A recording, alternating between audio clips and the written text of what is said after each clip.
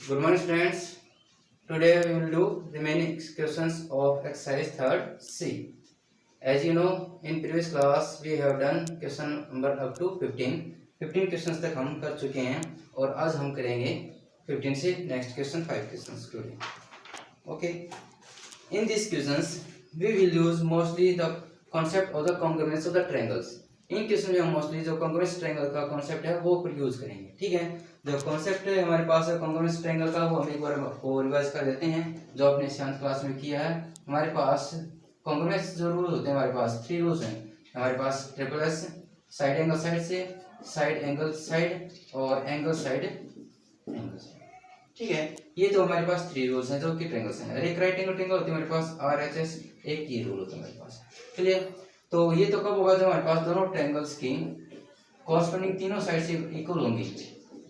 ठीक है, तो एस रूल से हम क्या कर देते हैं, दोनों ट्रायंगल्स को कॉन्ग्रुएंट से प्रूव कर देते हैं. और ट्रायंगल कॉन्ग्रुएंट होंगे तो उनके कॉरस्पॉन्डिंग पार्ट्स भी इक्वल होंगे. सेकंड हमारे पास SAS मींस दो साइड इक्वल होंगी. ठीक है, जो ये इसके इक्वल हो, ये इसके इक्वल भी हो सकती है, ये इसके इक्वल भी हो सकती है. क्लियर?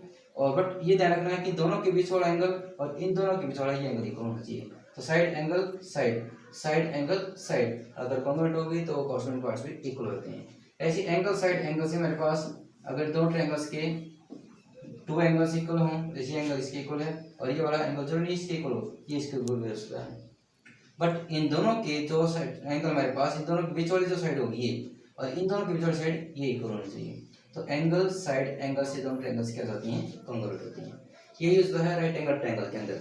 जब दोनों ही राइट एंगल ट्रायंगल होंगे तो राइट एंगल ट्रायंगल तो एक राइट एंगल आपका ऑटोमेटिकली इक्वल होगा और एक हाइपोटेन्यूज, ये हाइपोटेन्यूज इक्वल होना चाहिए. और बाकी इन दोनों साइड्स में कोई भी किसी के इक्वल हो, या ये साइड इसके इक्वल हो, या फिर ये साइड इसके इक्वल हो, या फिर ये साइड इसके इक्वल भी हो सकती है, ये साइड इसके इक्वल भी हो सकती है. तो RHS रूल से हम कॉन्ग्रुएंट प्रूव कर सकते हैं. और एक ध्यान रखना है कि किसी दो ट्रायंगल्स के अगर दो एंगल इक्वल हो, जैसे एंगल 60 डिग्री का, ये भी 60, अगर ये 70 डिग्री का और ये भी 70 डिग्री का, तो अगर दो ये एंगल इक्वल हो जाएंगे तो ऑटोमेटिकली उनका थर्ड एंगल भी इक्वल होगा. इसका थर्ड एंगल, ये इसका थर्ड एंगल है, ऑटोमेटिकली 50 और ये 50 ऑटोमेटिकली इक्वल होगा. Clear? So these concepts will be used in our next questions of this exercise.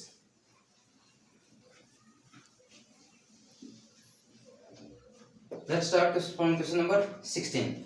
In the given figure, जो फिगर आपके पास यहाँ पर गिवन है, ABCD is a rectangle. In given figure, ABCD is a rectangle. ABCD is a rectangle. AC is a diagonal.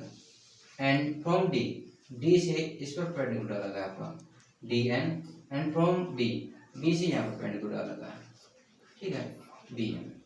Clear? ये perpendicular means 90 degree का angle बन रहा है. On diagonal perpendicular from B and D on AC, जो AC diagonal है पास. ठीक है, then prove that, हमें प्रूव करके दिखाना है कि ट्रायंगल BMC, जो ट्रायंगल हमारे पास BMC वो कॉन्ग्रुएंट ट्रायंगल होगी DNA के. BMC ये वाली ट्रायंगल DM, इन दोनों को हमने कॉन्ग्रुएंट प्रूव करना है. ठीक है,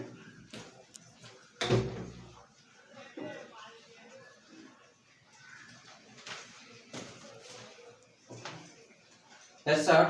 दोनों ट्रायंगल्स के अंदर देखो आप क्या इक्वल हमारे पास. एक तो देखो हमारे पास दोनों ट्रायंगल्स की N और इसका एंगल M दोनों 90 डिग्री के इक्वल है. और रेक्टेंगल की जो अपोजिट साइड है वो आपस में इक्वल होती हैं. तो एक राइट एंगल इक्वल होगा मींस 90 डिग्री और ये किस साइड इक्वल होगी. इनसे तो काम चलता नहीं हमारे पास जो कॉन्ग्रुएंसी प्रूव करने के लिए. फिर हम देखते हैं कि हमारे पास अगर दो लाइन पैरेलल हों और एक ये ट्रांसवर्स लाइन हो तो ये दोनों एंगल्स कैसे होते हैं, अल्टरनेट इंटीरियर एंगल्स. तो ये भी इक्वल होते हैं.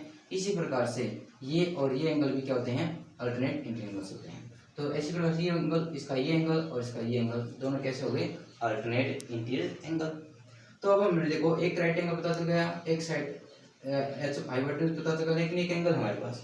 तो जो हमने रूल लिखे इनमें से कोई सा भी यहाँ पर सेटिस्फाई नहीं हो रहा. दो तो एंगल हैं लेकिन साइड इनकी बीच वाली नहीं है.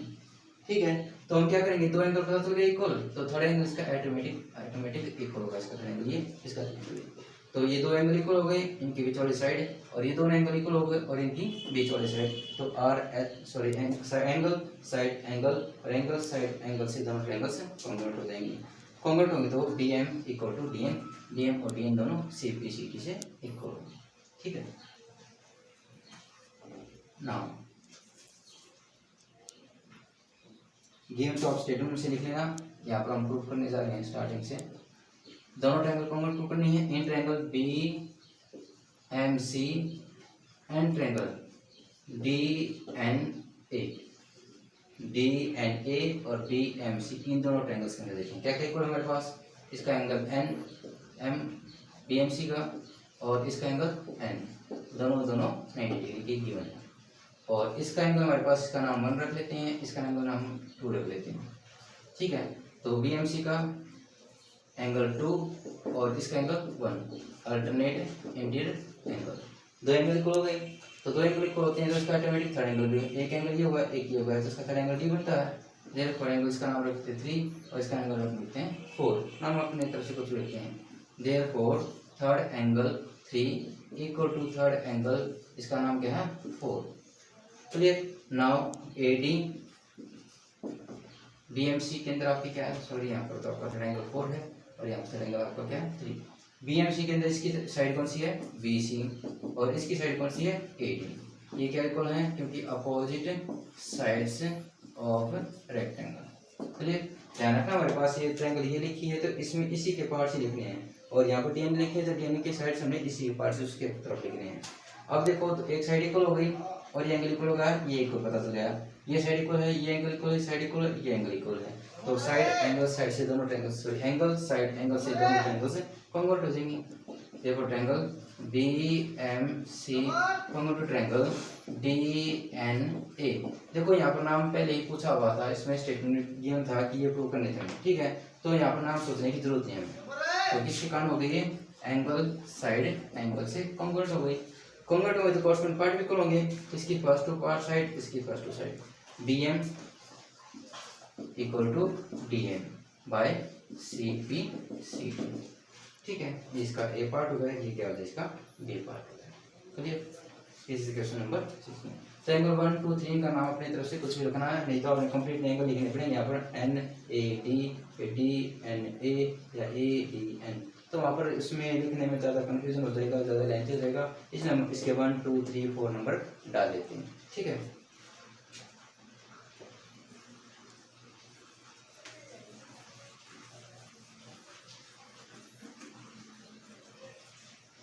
तो बेटा क्लास में तो हम जैसे रिपीट कर देते हैं क्वेश्चन को, जैसे किसी बच्चे को समझ में नहीं आया, कोई बच्चा बोल देता सर ये स्टेप यहाँ से फिर से बताना, ये स्टेप यहाँ से फिर से बताना, यहाँ पर आप बता नहीं सकते, तो हम क्या करेंगे, आप ऑटोमेटिक वहीं से स्टॉप करके उस वीडियो को रिवाइंड करके या फिर उसको रोक के स्टॉप करके आप इसको दोबारा से रिवाइंड कर सकते हैं, ठीक है। Question number 17, in the given figure quadrilateral ABCD is a rhombus. यहाँ पर क्या है, क्वाड्रिलेटरल जो एबीसीडी है वो एक रोम्बस है और जैसे आपको पता है कि रोम्बस किसी भी साइड से इक्वल होती है। नाम गिवन है ए बी सी और डी। अगर डायग्राम आपका गिवन है तो अपने ऑटोमेटिकली उसी की होगी, तो उसके अंदर हमारे पास सारी साइड इक्वल है और डी एल जो डी से यहाँ पर इसके परपेंडिकुलर डाला गया है डी एल, ठीक है। Such that D L bisect A B, ये एल्टीट्यूड भी है मींस 90 एंगल, तो इसको बाइसेक्ट करता है D L equal to L B, means ये दोनों साइड आपस में इक्वल है। जैसे यहाँ पर डायग्राम तो दिखाई नहीं दे रही फिगर में, लेकिन ऐसा परपेंडिकुलर लगा ताकि इस प्रकार से दोनों के दोनों इक्वल हो जाएं, ठीक है। ये हुआ तो ये आपकी ए एल और बी एल है, दोनों आपस में इक्वल होंगे। तो हमें प्रूव करके दिखाना है कि D B equal to A B equal to B C equal to C D plus A D. ये तो हमें पता है भाई A B B C C D और ए डी चारों साइड तो इक्वल हैं ही, लेकिन के साथ हमें डी बी को इक्वल दिखाना है। To prove D B equal to A B equal to B C equal to C D equal to A D, ये तो ऑटोमेटिक है इक्वल क्योंकि रोम्बस है। और हमने इनमें से इसके इक्वल दिखा देंगे, या तो ये इसके इक्वल या इसके इक्वल, किसी एक के इक्वल दिखा देंगे। ये आपकी डी बी है, ठीक है, जो इसका डायग्राम है। तो हम क्या करेंगे, इसका जो गिवन है उसी का यूज किया जाता है स्टेटमेंट के अंदर, हमें जो पता है। तो गिवन क्या है, इसका एल्टीट्यूड भी और बाइसेक्ट करता है। तो एक ट्रायंगल ये होगी आपकी, एक ट्रायंगल ये, तो एक तो ट्रायंगल आपकी ये लेनी है डी ए एल, एक ट्रायंगल आपकी है D L B, D L B. दोनों के अंदर देखो इसकी ए एल और इसकी बी एल, इसकी ए एल और इसकी बी एल दोनों इक्वल हैं क्योंकि इसको बाइसेक्ट करती हैं। इसका एंगल 90 डिग्री का है दोनों के दोनों, इसका एल 90 डिग्री है और इसका एंगल ये 90 डिग्री का। और ये जो डी एल है, डी एल इस साइड ट्रायंगल के अंदर भी और इस ट्रायंगल के अंदर ये साइड भी इक्वल होगी। तो साइड एंगल साइड और साइड एंगल साइड से दोनों ट्रायंगल क्या हो जाती हैं, सॉरी कॉन्ग्रुएंट हो जाती हैं। तो साइड एंगल साइड से दोनों ट्रायंगल कॉन्ग्रुएंट होते हैं, कॉर्नर पार्ट भी इक्वल हो जाएंगे। देयरफॉर इसकी ये साइड एडी किसके इक्वल हो जाएगी, बीडी के इक्वल हो जाएगी। तो एडी किसके इक्वल हो गई, बीडी के। अगर एडी बीडी के इक्वल है तो एडी इसके इक्वल तो है ही, इसके इक्वल भी है, इसके इक्वल भी है, चारों साइड इक्वल होगी। तो हमारे पास क्या होगी है, ऑल 4 5 साइड्स आर इक्वल, चारों इक्वल हैं। और डी में हमने इस एडी की इक्वल दिखा दी, तो ऑटोमेटिक सब इक्वल हो जाएगी। ठीक है।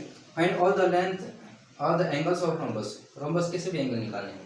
अब देखो हमें पता चल गया भाई, जो ट्रायंगल हमारे पास ए डी बी, ये A D B, A B और डी, ये साइड इसके इक्वल है और ये ऑटोमेटिक है ही दोनों इक्वल। तो तीनों साइड इक्वल हो गई। ट्रायंगल की तीनों साइड इक्वल होती हैं, तो कौन सी ट्रायंगल होती है, इक्विलेटरल ट्रायंगल। अगर इक्विलेटरल ट्रायंगल हो गई तो इसके तीनों एंगल्स क्या होते हैं, इक्वल होते हैं। और each angle of equilateral triangle 66 degree. ये एंगल आपका कितने का होगा, 66 डिग्री का। ये भी 66 डिग्री का, ये 60 का, तो ये कितने का हो जाएगा, 60 का, क्योंकि रोम्बस का अपोजिट एंगल इक्वल होता है। और इसी प्रकार से ये भी आपकी इक्विलेटरल ट्रायंगल है, ये भी 60 डिग्री के हो जाएंगे। तो ये एंगल 60 का, ये भी 60 का, ये 60 120 डिग्री, ये भी 60 + 60 120 डिग्री। ठीक है, ये हमने ए 60, बी 120, सी 60 और डी 120। ठीक है, सोल्व कैसे करना है आप देखेंगे ध्यान से।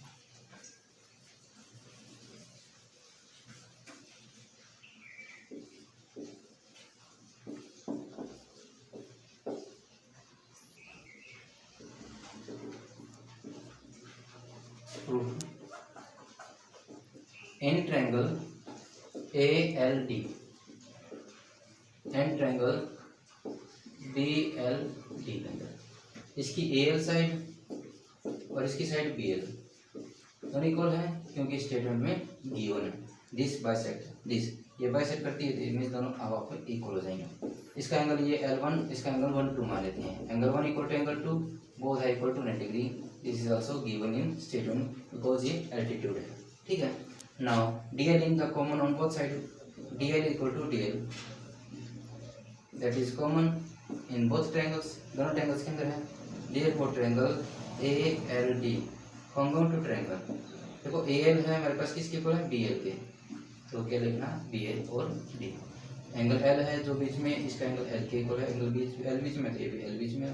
Therefore angle side angle side से दोनों ट्रायंगल क्या हो गई, कॉन्ग्रुएंट हो गई। कॉन्ग्रुएंट क्रॉस पार्ट इक्वल हो जाएंगे, hence AD equal to BD by CPCD। अगर AD, but we know that AB BC CD और AD ये चार इक्वल है, और इन चारों में से किसी भी एक की इक्वल BD आ गई तो ये BD इन सभी चारों की इक्वल हो जाएगी। Hence BD equal to AD, BD equal to AB equal to BC equal to CD equal to AD। तो चारों साइड के इक्वल हो जाएंगे। क्लियर, ये तो इसका होगा फर्स्ट पार्ट। बी पार्ट हमने क्या निकाला इसका, ऑल एंगल्स। ठीक है, इसको हम इरेज करेंगे क्योंकि यहाँ पर नीचे तक आपका कंप्लीट नहीं होगा, इसको इरेज करना पड़ेगा। ये आपका एक पार्ट था। बी पार्ट के लिए हमें सभी एंगल निकालने हैं, complete angle A, complete angle B, C और complete D. Now we know that in triangle A B D के अंदर ए बी AD तो इक्वल है ही, और इनके इक्वल BD भी आ गई, तीनों साइड इक्वल हो गई। And we know that each angle in equilateral triangles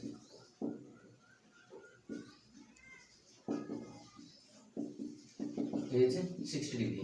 equilateral triangle का प्रत्येक एंगल कितने का होता है, 60 डिग्री। तो ये भी आपका 60 डिग्री एंगल होगा। 1 2 और 3 नाम डाल लेते हैं। Angle 1 equal to angle 2 equal to angle 3 equal to 60 degree. Right आ गया। तो ये दोनों एंगल कितने हो जाएंगे, 66 डिग्री के। ठीक है, 1 2 3 तीनों 60 डिग्री। हमारे पास इसी प्रकार से हम ले लेंगे नाउ सिमिलरली, ये सिमिलरली का सिंबल आपको triangle BCD, in triangle BCD के अंदर ये भी तीनों साइड इक्वल है। ठीक है, ये भी इसके इक्वल है, ये ऑटोमेटिक है, ये सभी के इक्वल। देयरफॉर एंगल यहाँ पर 4, ये 5 और ये 6 मान लेते हैं। Angle 4 equal to angle 5 equal to angle 6 equal to 60 degree. Clear. तो अब हमने एंगल ए हमारे पास, एंगल 1 जो है वो किसके इक्वल है, ए है, तो ए पता चल गया हमें कितने डिग्री का, 60 डिग्री का।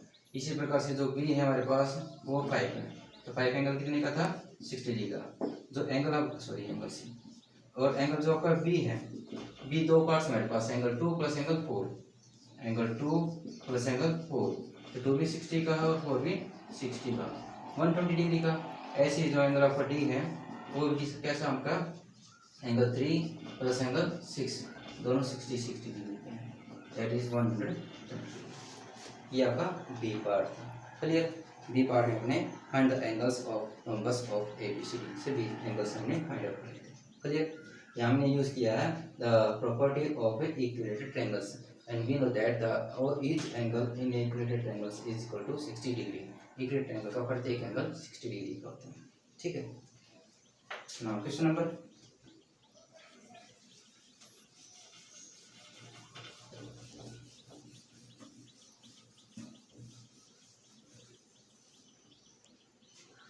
18। क्वेश्चन नंबर 18 में हम एक प्रॉपर्टी यूज करेंगे। जैसे आपने ट्रायंगल्स वाला चैप्टर किया था 7th क्लास में, किसी ट्रायंगल की अगर दो साइड्स इक्वल होती हैं तो इनके अपोजिट एंगल्स भी क्या होते हैं, इक्वल। अगर ये दो साइड इक्वल हैं तो इसका अपोजिट एंगल ये और इसका अपोजिट एंगल ये दोनों इक्वल होंगे। अगर ये 60 का तो ये कितने का, 60, तो अगर ये 70 का तो ये कितने का होगा, 70। Angles opposite equal sides are equal, तो इस प्रॉपर्टी का यूज किया जाएगा इस क्वेश्चन के अंदर। In rectangle P Q R S angle P O Q is 80 degree. आपकी एक रेक्टेंगल गिवन है, P Q R S. In this rectangle P R and S Q intersect at point O such that P O Q that is 80 degree. ठीक है। तो हमें find out करना है angle P S O, ये वाला angle find out करना है, and angle R P S, angle R P S, ये एंगल फाइंड आउट करने हैं, R P S, P R S है, P R S, angle P R S, ये वाला एंगल फाइंड आउट करना है। ठीक है। तो अब देखो यहाँ पर हमारे पास एक तो रेक्टेंगल की प्रॉपर्टी भी यूज होगी, डायगोनल अपर बाइसेक्ट इधर एक बाइसेक्ट करते हैं। ठीक है।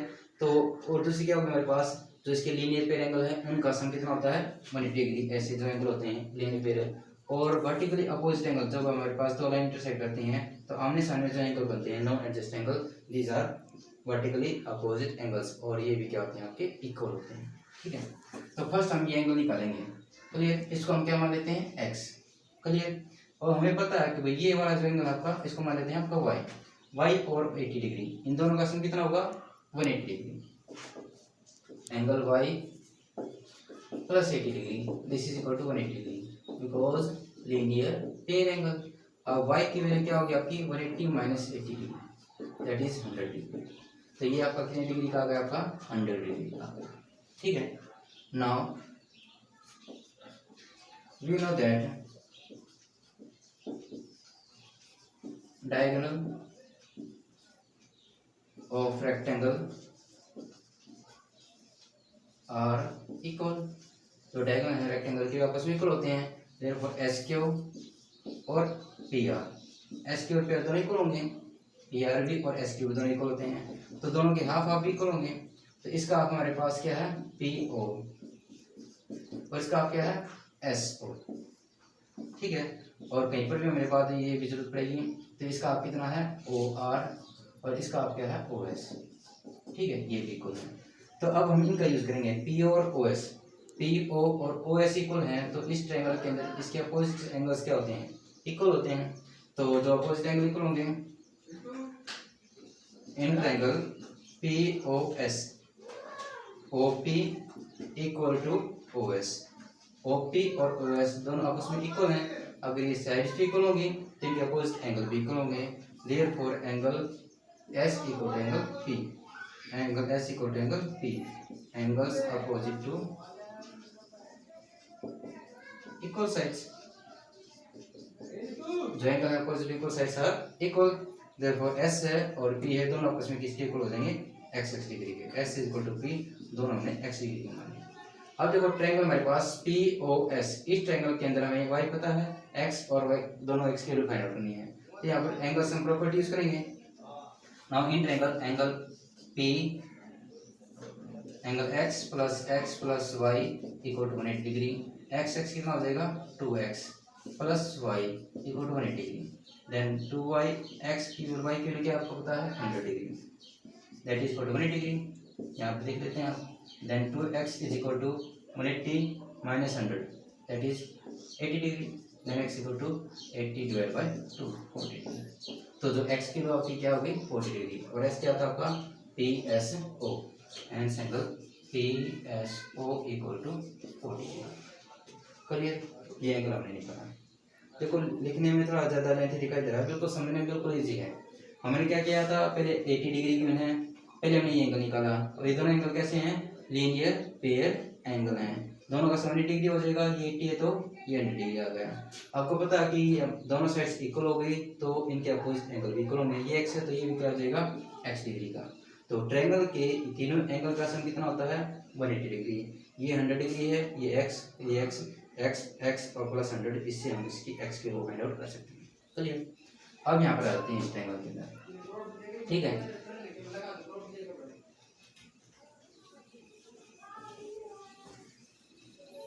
ये जो हमने यहाँ पर यूज किया था उसी का यूज करेंगे। अब देखो हमारे पास ये एंगल और ये एंगल, ठीक है, इसको हम A मान लेते हैं, इसको B मान लेते हैं, और ये भी क्या हो जाएगा आपका D हो जाएगा। तो A और 80 ये दोनों कैसे एंगल होंगे, angle A equal to 80 degree, कैसे एंगल है ये वर्टिकली अपोजिट एंगल्स है, ठीक है, वर्टिकली अपोजिट एंगल। तो कितना हो जाएगा हमारे पास 80 डिग्री, तो ये 80 डिग्री हो गया हमारे पास। तो हमने पता है कि ये दोनों ट्रायंगल्स के अंदर ये साइड्स इक्वल हैं, इन ट्रायंगल SOR के अंदर OS इक्वल टू OR, ये हमने यहाँ पर सोल्व करके दिखा था पिछले क्वेश्चन के अंदर। तो ये दोनों साइड इक्वल होती है, अपोजिट एंगल भी इक्वल होंगे, therefore angle R equal to angle S, R और S दोनों की वैल्यू कितने हो जाएंगे सेम 20 डिग्री मान लेंगे। क्लियर, अब इस ट्रायंगल में लेते हैं, ट्रायंगल ASOR के अंदर angle A plus angle B plus angle E, तीनों का सम कितना हो जाएगा 180 डिग्री, एक वैल्यू हमें पता है 80 डिग्री, B और B कितना हो जाएगा 2B इक्वल टू 180 डिग्री, तो then 2B equal to 180 minus 80 that is 100 degree, then B equal to 100 minus 2 that is 50 degree. तो दोनों कितने आएंगे 50, तो PRS ट्रायंगल PRS वो कितना हो जाएगा आपका 50 डिग्री। क्लियर, थोड़ा लेंथी क्वेश्चन था लेकिन है इजी, स्टेटमेंट में देखकर और डायग्राम में देखकर अपने क्वेश्चंस करने हैं, बहुत ही आसान क्वेश्चन होंगे, ठीक है।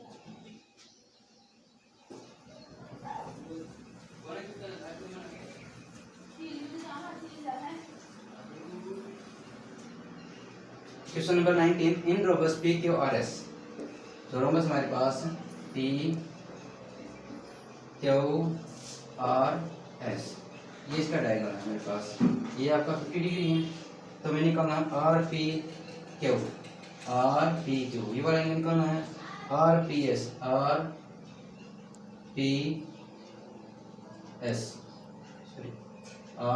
ये वाला एंगल निकालना, ठीक है। फिर एंगल निकालना PRS ये वाला एंगल, तो ये एंगल निकालना 1, ये 2 और ये 3, ये एंगल निकालना। क्लियर, बहुत ही आसान क्वेश्चन है मेरे पास। देखो पहले एंगल निकाल लेते हैं 1, इन ट्रायंगल PQR के अंदर ये दोनों साइड इक्वल हैं, क्योंकि रोम्बस किसी भी साइड इक्वल होती हैं, तो इनके अपोजिट एंगल भी इक्वल होंगे। In triangle PQ equal to QR, therefore angle 1 equal to angle 50 degree, because angles opposite to equal sides, ये प्रॉपर्टी हम जैसे नेक्स्ट क्वेश्चन की है। अब ये आपका 50 डिग्री हो गया। अब देखो ये दो लाइन्स आपकी पैरेलल हैं और ये ट्रांसवर्स लाइन है, ये एंगल कैसे होंगे अल्टरनेट इक्वल एंगल, जब angle 2 equal to 50 degree, angle 2 equal to 50 degree alternate interior angles, और एंगल 3 है वो 1 के इक्वल होगा, ऐसे ही 1 equal to angle 3 alternate interior angle, तो 1 के वैल्यू और एंगल 3 किलो। तो 1 किलो 50 पहले आ चुकी है, तो 3 किलो कितनी होगी 50। तो तीनों एंगल्स कितने कितने डिग्री के हो जाएंगे आपके 50 degree. Very simple.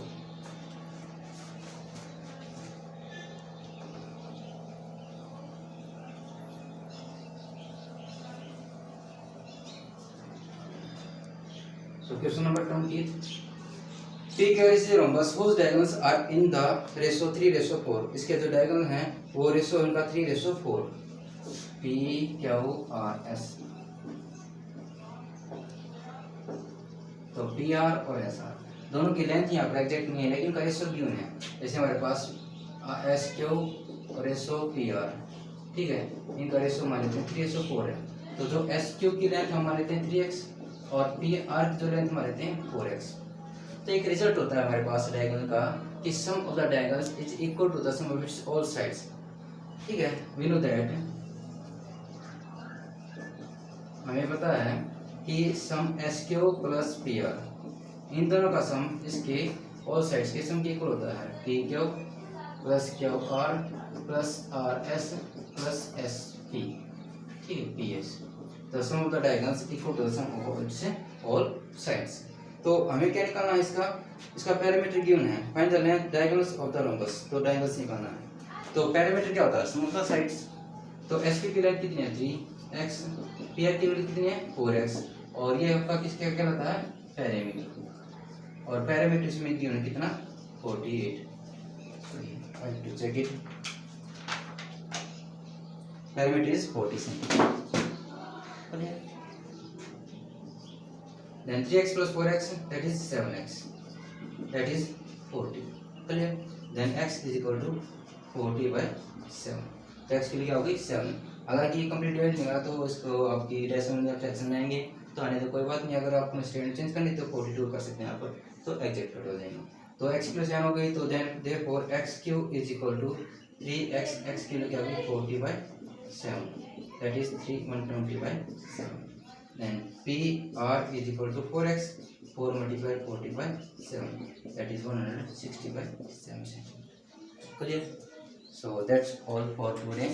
These are very lengthy questions, so we'll do only 5 questions per day.